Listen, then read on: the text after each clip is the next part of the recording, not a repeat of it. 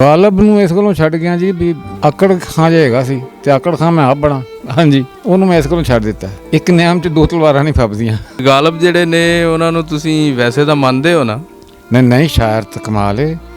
ਇੱਕ ਬਾਕਾਇਦਾ ਟਰਨ ਹੈ ਉਰਦੂ ਗਜ਼ਲ ਦੇ ਵਿੱਚ। ਗਾਲਬ ਤੋਂ ਆ ਕੇ ਇੱਕ ਬਾਕਾਇਦਾ ਟਰਨ ਸ਼ੁਰੂ ਹੋਇਆ, ਨਵਾਂ ਟ੍ਰੈਂਡ ਸ਼ੁਰੂ ਹੋਇਆ। ਗਾਲਬ ਨੇ ਆ ਕੇ ਸ਼ਾਇਰੀ ਨੂੰ ਇੱਕ ਨਵਾਂ ਰੰਗ ਦਿੱਤਾ। ਉਸ ਤੋਂ ਪਹਿਲੇ ਗਜ਼ਲ ਨੂੰ ਇਹ ਰੰਗ ਨਹੀਂ ਸੀ ਮਿਲਿਆ ਹੋਇਆ ਜਿਹੜਾ ਗਾਲਬ ਨੇ ਦਿੱਤਾ। ਤੁਹਾਨੂੰ ਕੋਈ ਗਾਲਬ ਦਾ ਕੋਈ ਸ਼ੇਰ ਜਿਹੜਾ ਬੜਾ ਦਿਲ ਨੂੰ ਲੱਗਿਆ ਹੋਵੇ, ਜਾਂ ਤੁਸੀਂ ਸਮਝਦੇ ਹੋ ਕਿ ਇਹ ਉਹਨੂੰ ਸਾਰੇ ਗਾਲਬ ਦੀ ਜਿੰਨੀ ਵੀ ਸ਼ਾਇਰੀ ਹੈ ਜਾਂ ਉਹਦਾ ਜਿਹੜਾ ਮਿਜ਼ਾਜ ਹੈ ਉਹਨੂੰ ਇਹ ਯਾਨੀ ਰਿਫਲੈਕਟ ਕਰਦਾ ਹੈ?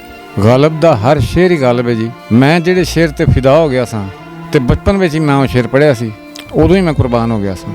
ਜ਼ਿੰਦਗੀ यूं भी गुजर ही जाती, हाय जिंदगी यूं भी गुजर ही जाती, क्यों तेरा राह गुजर याद आया। एडा खूबसूरत तलाज़मा ते एडी आसानी नाल ते उमदगी नाल बन देना ये गलब दा काम सी।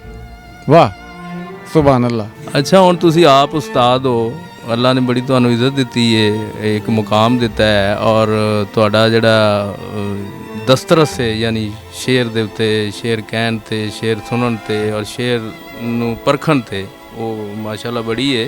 ਅਤੇ ਤੁਸੀਂ ਸ਼ਾਗਿਰਦ ਵੀ ਬਣਾਏ ਹੋਣਗੇ?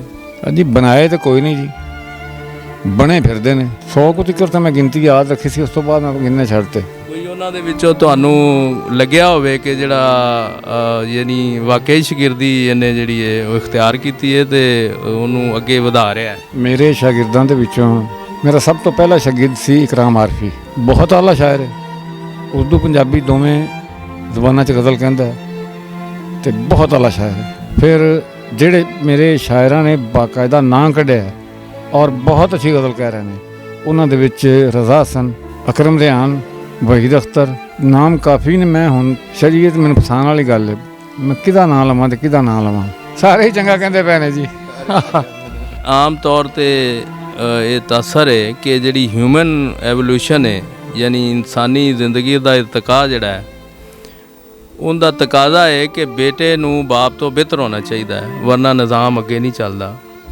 ਇਸੇ ਤਰ੍ਹਾਂ ਜਿਹੜਾ ਸ਼ਾਇਰ ਹੈ ਉਹਦਾ ਅਗਰ ਕੋਈ ਸ਼ਾਗਿਰਦ ਅੱਗੇ ਨਿਕਲ ਜਾਏ ਤੇ ਜਿਹੜਾ ਉਸਤਾਦ ਹੈ ਉਹਨੂੰ ਖੁਸ਼ੀ ਹੁੰਦੀ ਹੈ ਜਾਂ ਕੋਈ ਜੈਲਸ ਵੀ ਹੁੰਦੇ ਨੇ? ਕੋਈ ਤੁਹਾਡੀ ਮੈਨੂੰ ਤਾਂ ਬਹੁਤ ਖੁਸ਼ੀ ਹੁੰਦੀ ਹੈ ਜੀ, ਬਲਕਿ ਖੁਸ਼ ਹੋਣਾ ਚਾਹੀਦਾ ਹੈ। ਬੇਟੇ ਨੂੰ ਬਾਪ ਤੋਂ ਅੱਗੇ ਜਾਣਾ ਚਾਹੀਦਾ, ਇੰਜ ਨਹੀਂ ਹੋਣਾ ਚਾਹੀਦਾ ਬਈ ਨੂਰ ਮੁਹੰਮਦ ਟੋਪੀਆਂ ਵਾਲੇ ਦੇ ਘਰ ਅਲਾਮਾ ਇਕਬਾਲ ਜੰਮ ਪਵੇ ਤੇ ਅਲਾਮਾ ਇਕਬਾਲ ਦੇ ਘਰ ਫਿਰ ਨੂਰ ਮੁਹੰਮਦ ਟੋਪੀਆਂ ਵਾਲਾ ਜੰਮ ਪਵੇ। ਇੰਜ ਨਹੀਂ ਹੋਣਾ ਚਾਹੀਦਾ।